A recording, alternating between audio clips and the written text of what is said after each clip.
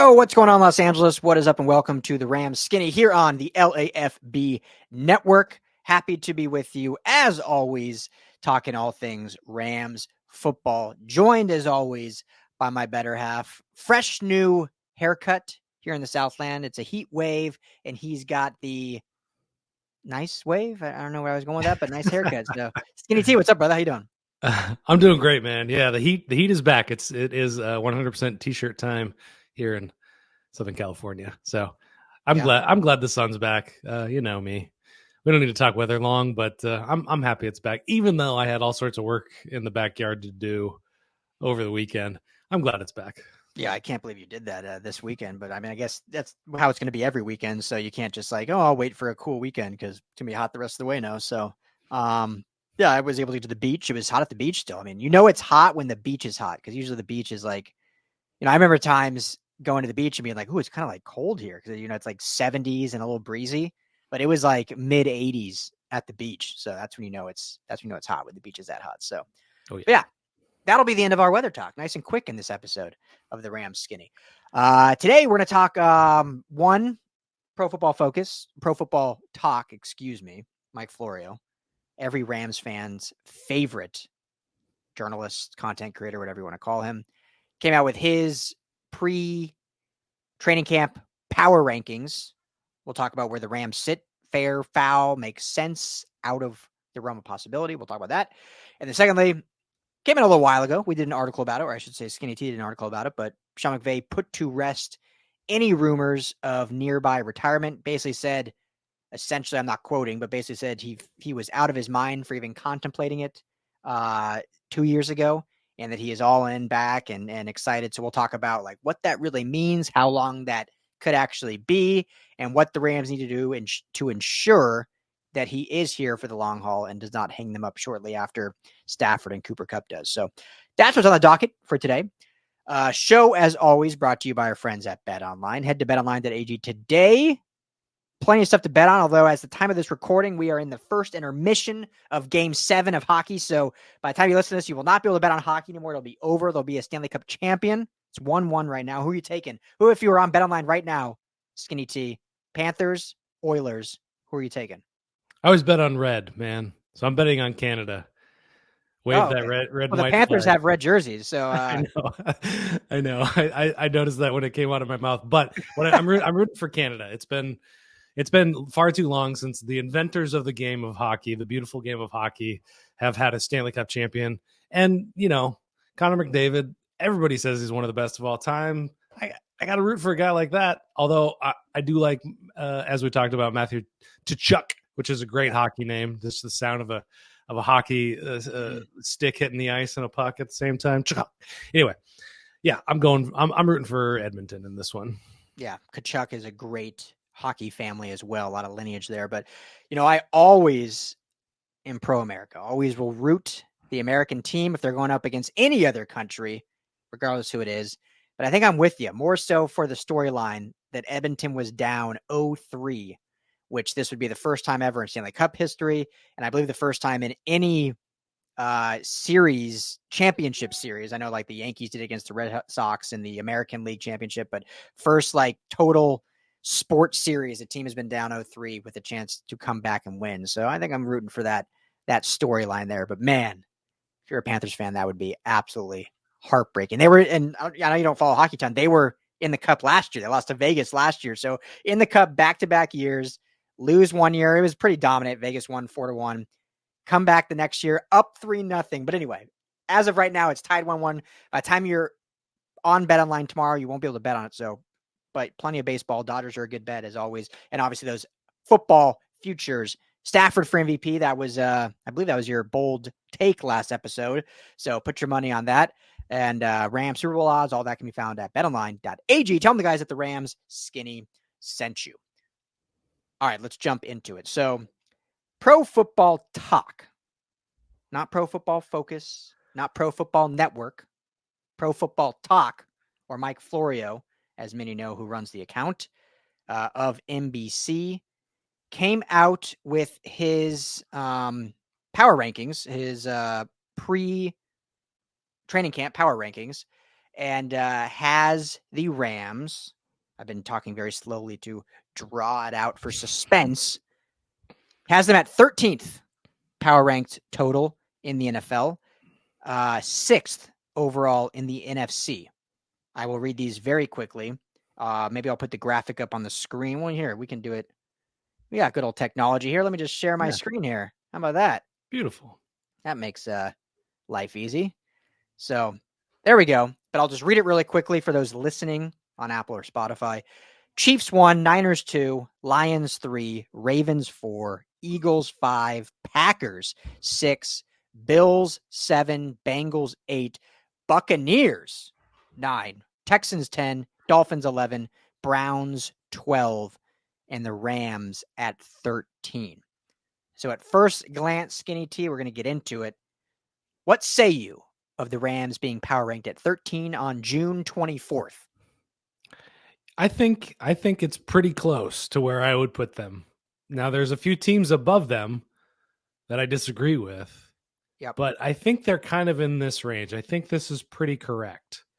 I'd bump them up ahead of the Browns just because the Browns haven't been able to put it all together. We don't know what Nick Chubb is going to look like, but that's kind of getting into a little bit of mincing. I don't think the Dolphins really got that much better. I think these two offenses, the Dolphins offense and the Rams offense, might actually be two of the most high-powered offenses heading into this year. Yep. So, I think fairly fair, but you got to quibble around exactly who the teams are ahead of them. Yeah, I agree. As it stands right now in June, that kind of 11 to 14 range, I think, is pretty fair for the Rams. I think 5 to 7 in the NFC. I think they're a playoff team, absolutely, but they're, it's going to be tough battle for the divisional crown. Not saying they can't do it, but as it is in June, we're talking a long ways away here. I think that seems fair. Again, you alluded to some. Packers for me are too high. I know Jordan Love looks like the next great thing. Matt LaFleur, another great coach. They've got some nice pieces there. I just need to see more of it at a consistent level now into a new year. Now, the end of the year, great. Went to the playoffs, won a playoff game. So I'm not saying that, but it's a whole new year. There's tape on him now. Let's see him be like Brock Purdy was last year, right? Like played a little bit and then went into last year. Everyone had those questions. And guess what? The kid kind of proved he could carry the team. Like whether he's a leader or not, that's a whole nother conversation, but the Niners made it back to the Super Bowl. And a lot of that was thanks to Brock Purdy. Is Jordan Love there yet where he's ready with all the film on him to be there? I want to see it first. So I'm not putting them 6th total yet. And I wouldn't put them above the Rams just because of Stafford, my respect for him. And the other one for me is the Buccaneers. I love me some Tampa Bay Field, but I don't know if I'd put them at 9. That seems a little that like what I'm trying to think of what they've done this offseason that would not a lot. That. I mean, they re-signed Mike Evans. I think that was a big contract for them. Yeah. I honestly couldn't tell you what their draft class is off the top of my head. I'll take a peek at that. But yeah, I mean, can we change the name? Is it Baker Bay? Is that what this will be now instead of Tampa Bay? Well, that's why I called it Tampa Bay Field. Oh, nice. I didn't notice that. Sorry, I didn't catch on to that. So instead of Tampa Bay, we got Tampa Bay Field, I love it. That's the one. I think I said Tampa Bay Field, so it threw it off. I was mixing them together. Yeah, that's the big one where it's just clear and obvious. I mean, I think you could have the conversation about the Packers, and they're a young and exciting team, but there are so many players on that roster that have to prove that they can do it consistently. Even Christian Watson, he had an inconsistent year and started to flash, but there's all sorts that entire receiving core. What's this defense? I mean, they had Josh Jacobs, which is fun and interesting, but yeah, I don't know. They're betting a lot on Jordan Love looking exactly like he did last year, and we've seen like with a guy like number 5 there, the Eagles, Jalen Hurts, that it doesn't. The repeat isn't always there. Progression isn't linear. That's a case in point right there. So, yeah. Texans another example of that. Yeah, they're one of those candidates where they won the offseason, but we've seen so many teams that have won the offseason that come back when the season actually happens, when games are actually played, where they're just not as fiery and as powerful as they expected to be heading into the season. Yeah. Yeah. I would be at this point though, still, I think 10's a good spot for the Texans just because what they did adding Stephon Diggs, having a good draft, rookie of the year, you got to prove it again, similar to what I think with Jordan Love. But yeah, it's not like he's putting him second there. So yeah. Are there any NFC teams that are below that you think could or should creep ahead? Cowboys are oddly low at 16, Bears at 17, and Falcons at 19 with Kirk Cousins there. Yeah, those are the three that are interesting. I wouldn't have any of those three necessarily above the Rams, but I would probably have them higher than I wouldn't. I don't know. The Cowboys are just so weird, right? Like they always seem like they're going to be good. You never know. Like how good is Dak? Cowboys don't know. The Bears, just like we've talked about with the Packers, with the Texans, with all these other teams, like they have to prove it. Rookie quarterback and Caleb Williams, a lot of new pieces in that offense overall. When you look at Rome Odunze and Keenan Allen, and DJ Swift, right? Who they added, DeAndre. Now I'm mixing his first name up, but Swift they added in the backfield, right? And then some pieces on defense. So on paper, they seem way higher than 17. I couldn't power rank them higher just because we have no idea what they'll actually look like. So I'm high on the Bears. I think they're going to be really good. But if it comes down to how I'm power ranking right now, I think where they are is actually fair.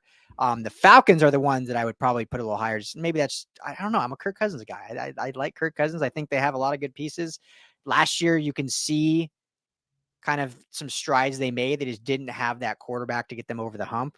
But with them also, brand new head coach in Raheem Morris, who we know well. So I don't know. Now that I'm talking through it, I don't know if I'd really move them up.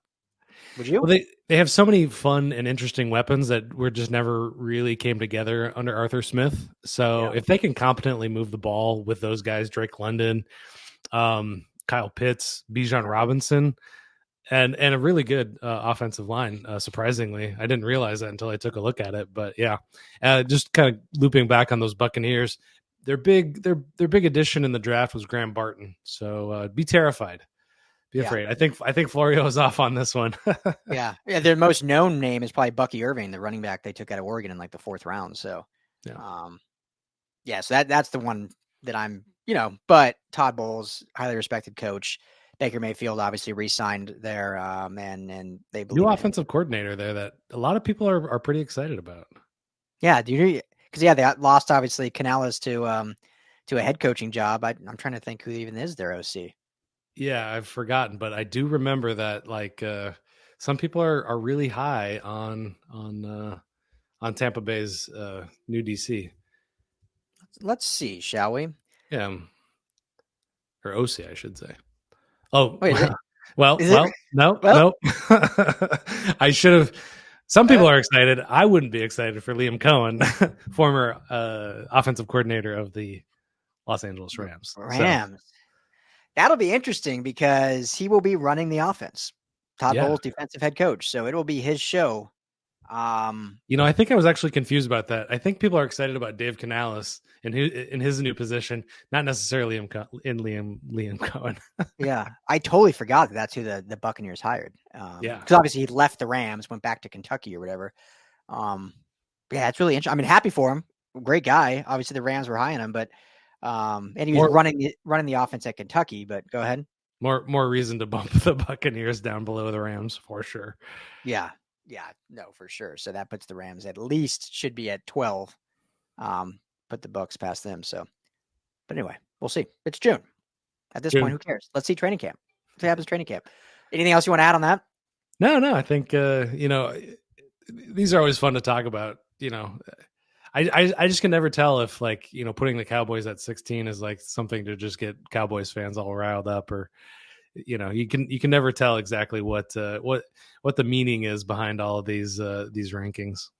Yeah. Well, and at this point, like we've talked to Trevor Sikkema, we've talked to all these guys at PFF, and they know it. We know it. Every analyst out there knows it's list season right now. It's all that their content is. It's creating these lists, creating engagement, creating outrage, if you will. And so, there's probably some gamesmanship in all of these of where they put some teams just knowing this is going to get a lot of chatter happy or unhappy. So, but I mean, let's end it with this, not the show, but in this segment.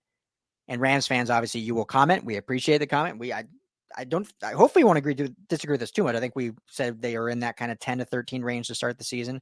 But seeing PFT typically fairly anti-Rams, I would say, or at least Rams fans base see him that way. And I would agree for the most part. I think he kind of leans a little bit, I don't want to say anti-Rams, but not very positive Rams. Will Rams fans see this and lash out, you think, that 13 is unfair? Or do you think they'll be like, even though the guy doesn't like us, like, yeah, this is a fair ranking? Well, I'm curious to know how many fans out there think that this year's Rams team is up there in that upper echelon of, competing for the NFC West with the former NFC West champions, the 49ers. Mm-hmm. And is this a getting into the playoffs, any team can win the Super Bowl, but is this that kind of team where they're with this defense, are they ready to go all the way? Or, I guess, it's hard to phrase it, but, realistically, what are the rankings, for the NFC, for the league, in fans' minds? Because, some people will just start the season saying 17-0, we're going all the way. Yeah. As every fan wants to do. I get it. Yeah. It's you're right. It's you're right. You're a fan. Yeah. I just think that too. So, but yeah, I think if you look at it in totality, 6th in the NFC seems like a fair starting point for now. Like they can prove to be better, but unless winning the division, the highest they can get is number 5, right? Yeah.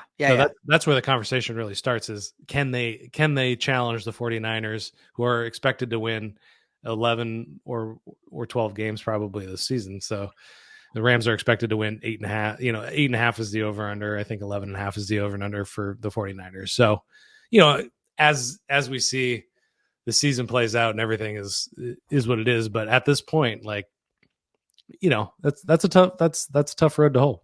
Yeah. Well, okay. Let me ask you this real quick. Cause it just came to mind, and it's relevant to the Rams because obviously they're division rivals. So came out just today. It's not like it's been some secret. It's been pretty known, but came out officially today that Brandon Ayuk, the receiver for the Niners, is unhappy with how the Niners have handled his contract situation. There's been trade talk for months now, dating even before the draft. I can't remember who he was like FaceTiming with just a few days ago, but talked about like they weren't talking to him right, or he was unhappy with them. There's been rumors by a lot of different outlets of him being linked to their teams. We did not necessarily an article, but we aggregated an article about, I can't remember who it was, but saying like the Chargers are an interesting fit because they need a true wide receiver one, blah, blah, blah. All this saga of Brandon Ayuk. Your thoughts on, do you think he gets happy, gets rewarded, remains a Niner? And then when it pertains to the Rams, how important is that? Because if we're talking about the Rams vying for the division, if it's either no Ayuk or an unhappy Ayuk, how much better does that bode for the Rams to contend for that spot? I mean, they don't get better if they don't have Ayuk on the team. I mean, they drafted Ricky Pearsall, which he's a really interesting prospect. A lot of people wanted to see him in horns. Didn't work out, but he's a very good receiver. And then that offense just loses one more weapon, but they've proved that they can make Juan Jennings look like a fantastic receiver. They can make a I can't think of the guy's name. Kendrick Bourne, was their touchdown leader one year. So, it's Shanahan is, he's born out of the same offense that Sean McVay is, and they're electric and constantly changing and moving forward. So, I mean, all I can say is they don't get better, So, are the Rams Brandon Ayuk away from being the NFC West champions? I don't know. I can't say yes to that, but I don't want to say no to that either.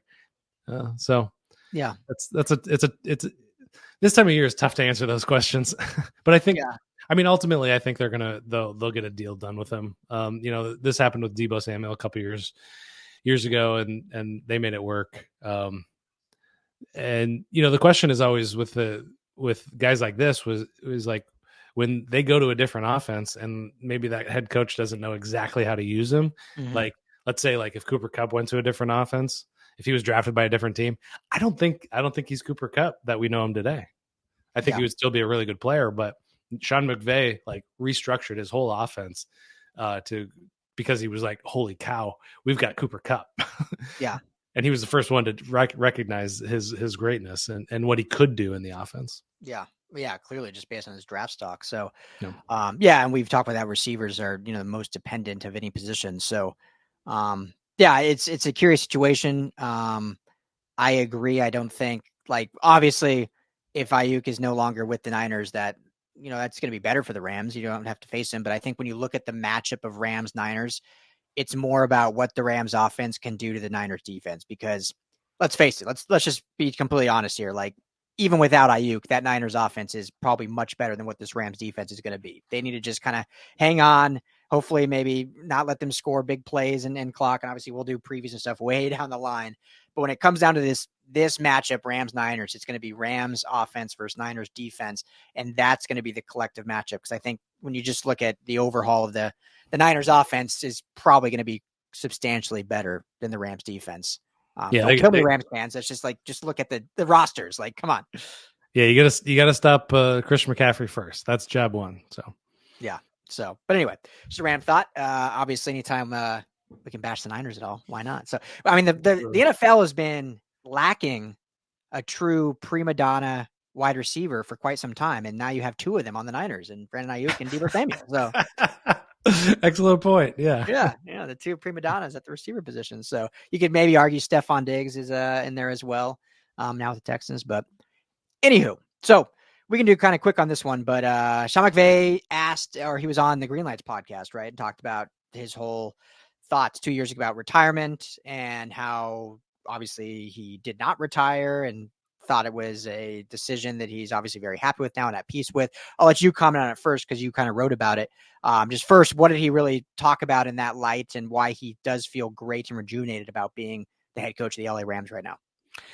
Yeah, he's Jordan Rodriguez did a really fantastic kind of post-mortem on the 2022 season, and she kind of delved into just what emotional turmoil was brought up for Sean McVay. And you think about his career, just a success from day one, basically getting into the league, just rising to the top of the Washington organization, getting a head coaching job, as one of the youngest ever to do it, youngest in the modern era, certainly.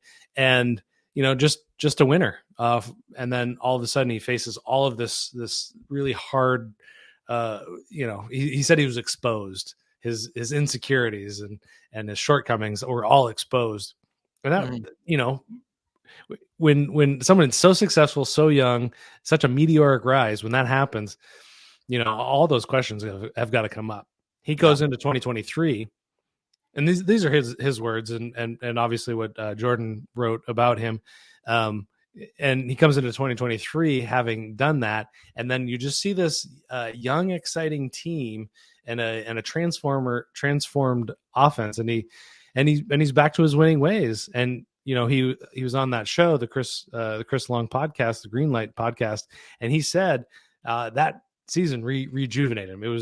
He said it was his favorite coaching season of all time, even above the Super Bowl winning season, which is fantastic. That he's kind of rejuvenated. So I'll throw this question back at you, because you've always had this theory that the band was going to retire together. That McVay and Stafford and Donald and Kupp were all going to kind of go out at the same time. We've lost one of them, but they're still, how long do you think he's going to coach, I guess? Yeah, it's great. Well, Donald threw a wrench in that for us. That my whole theory that the all four, the fearsome foursome, all kind of go out together. I still kind of thought, even with him deciding to come back and saying he was all in, I still kind of thought he'd basically write out his contract. And what did you off the top of my head? I should know this. 3 years left or so. It's in that like 2 to 4 year range. I thought he'd kind of write out his contract and then that would be that. And then retire at the end of that, especially after just having a kid.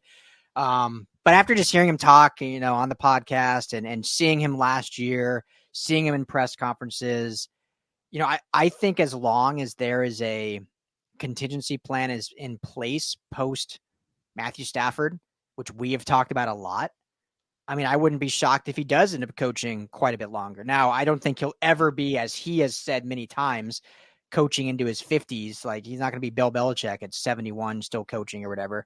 Or even Pete Carroll, who at 73 saying he still wants to coach. Like, it seems like he is still going to be a guy that's going to be done before that age of his life.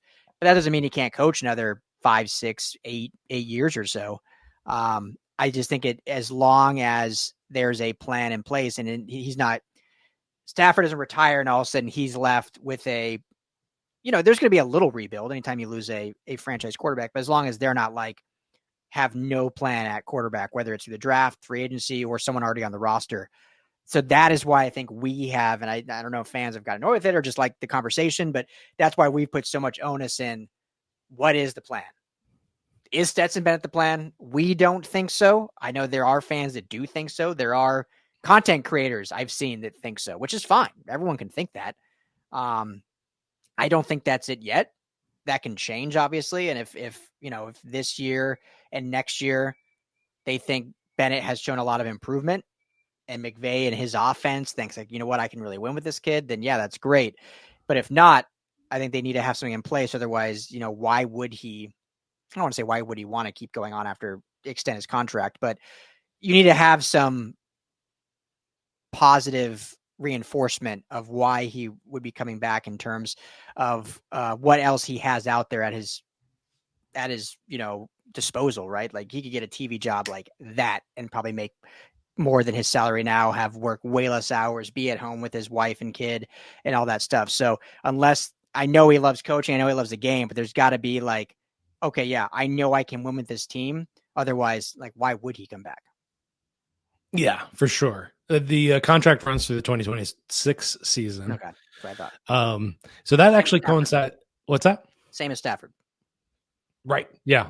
As a standard.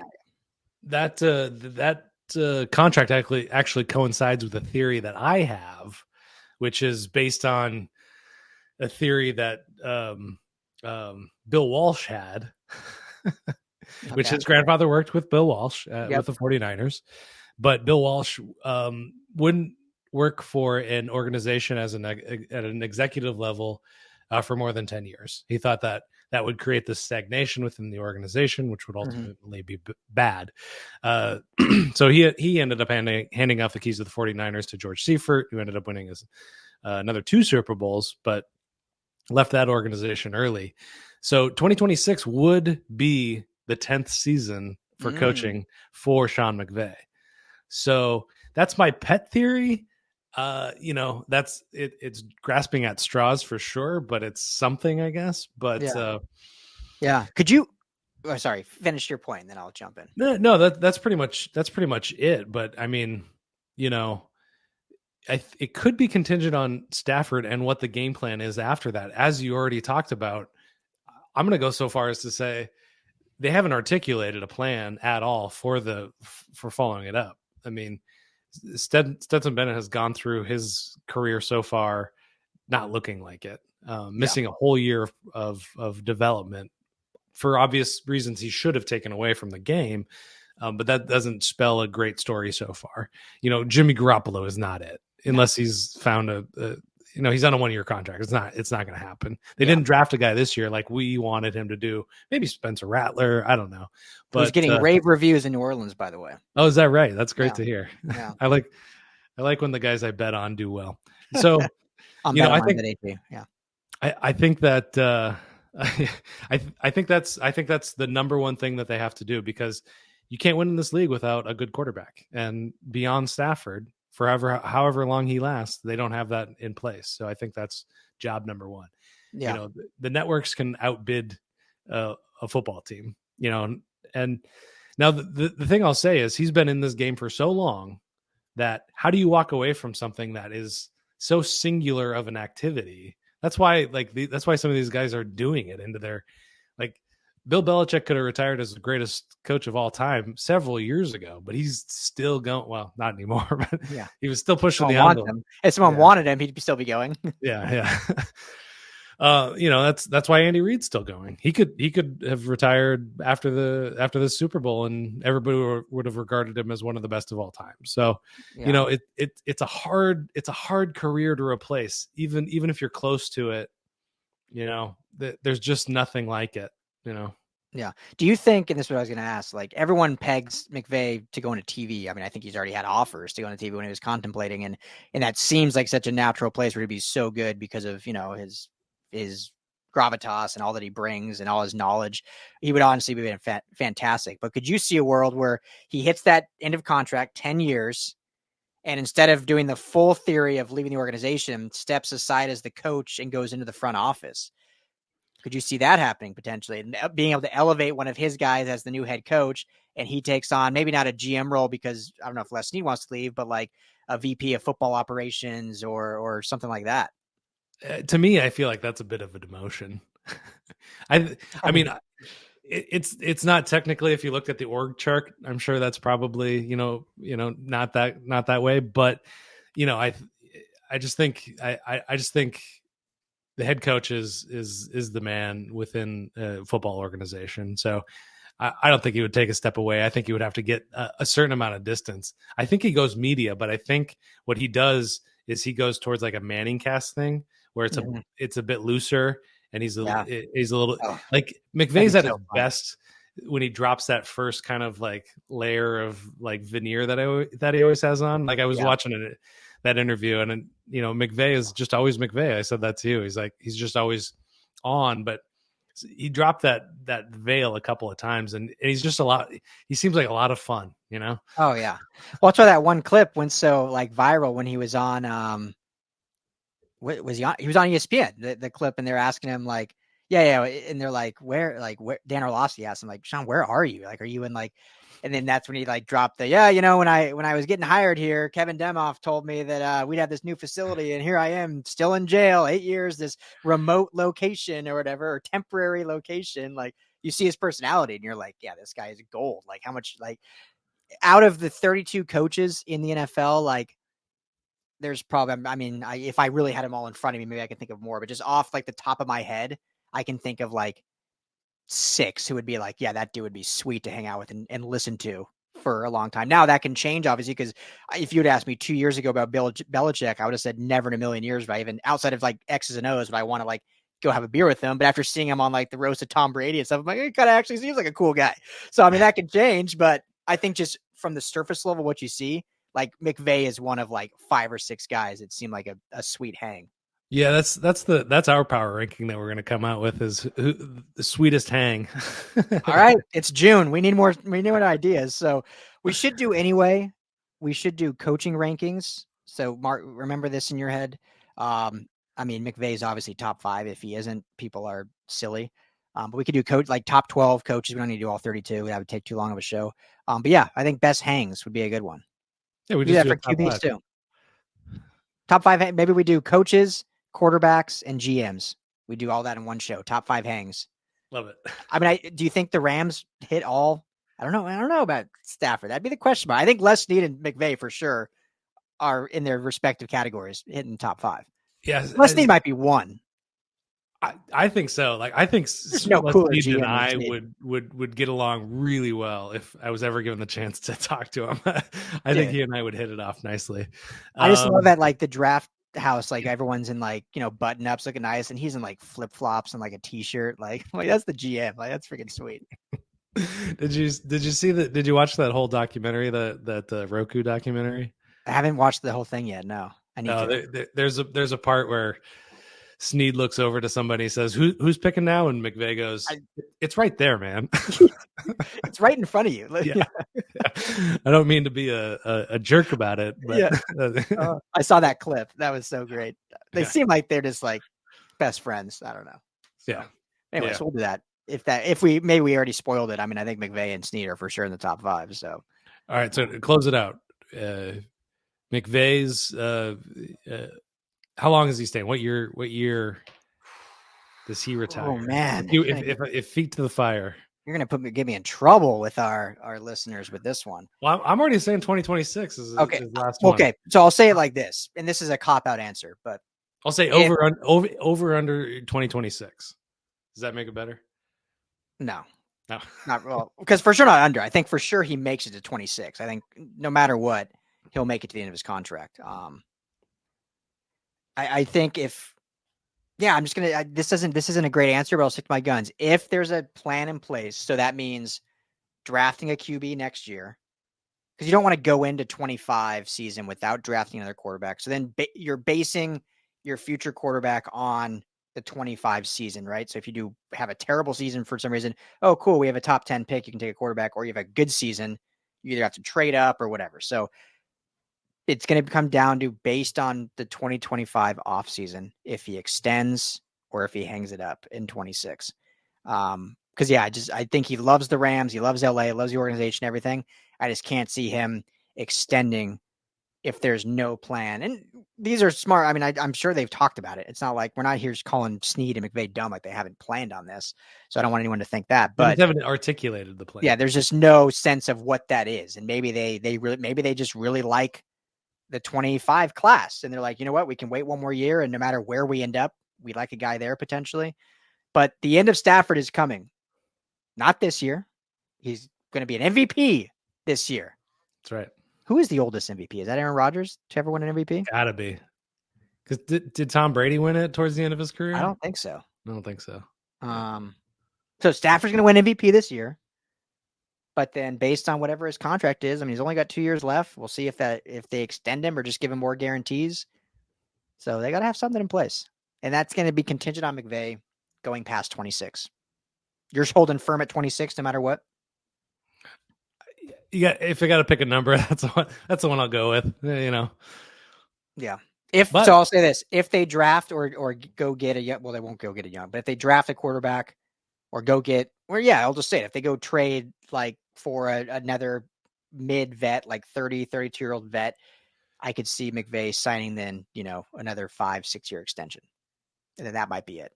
Yeah, I think if, like, let's say they go out and they somehow lock up Dak Prescott, I just don't love Dak Prescott, but yeah, I see where you're getting at. I'm just trying to think of a name that. Yeah, I am. I was too when I was saying that. I was like, who's like a decent QB that a franchise might be willing to we'll move on. I mean, you go back to 2020 and you say, hey, let's trade for Stafford. No, I bet everybody would just be like, no way. So yeah, but I think if they figure out the QB situation, I think he's in the long haul. I think a 6-year contract after that. Okay. Yeah, I like that. Here, wouldn't this be full circle? And we'll end with this. We just gave a lot of crap to the Buccaneers, right? For being ranked higher than the Rams. How old do you think Baker Mayfield is? 29? 29 on the nose. So in 26, he'll be 32, which is when the Rams traded for one Matthew Stafford. What if they bring the old Tampa Bayfield back for one last swung song? We know McVay loves him. He gets his extension, and then they ride off into the LA sunset together. I don't like it at all. Yeah. Well, with that, we can probably wrap it up. Anything else you want to add? No. Okay. Well, there you go. What do you guys think? Will McVay be here past his contract? If he is that a contingent on anything? Or you just think he loves coaching, loves the Rams so much that it doesn't matter, he'll just re-sign an extension? Which, let's be honest, a lot of coaches do, right? They just love coaching. They love the team. They want to keep coaching. They don't really care who their players are going to be until they're in that off season. Because coaches a lot more thinking about the here, now, and the next week, right? It's the GM and the front office is thinking about 3-4 years down the line. So, so a lot of coaches are just like, yeah, give me the contract extension. I want to be here. So you could think that. You could think along the lines of us. Let us know. Don't have to agree with us. We'd love to hear from you. So at RL Anderson, LAFB is Skinny on Twitter. At Ryan Dyrud, LAFB is myself, or at LAFB Network. Or obviously, if you're on YouTube, Rams LAFB YouTube, you can just comment below. Thank you all for hanging out. This is the Rams Skinny on the LAFB Network. For Skinny T, I'm Ryan Dyrud. Everyone have a great couple days. We'll be back into the week for more Rams.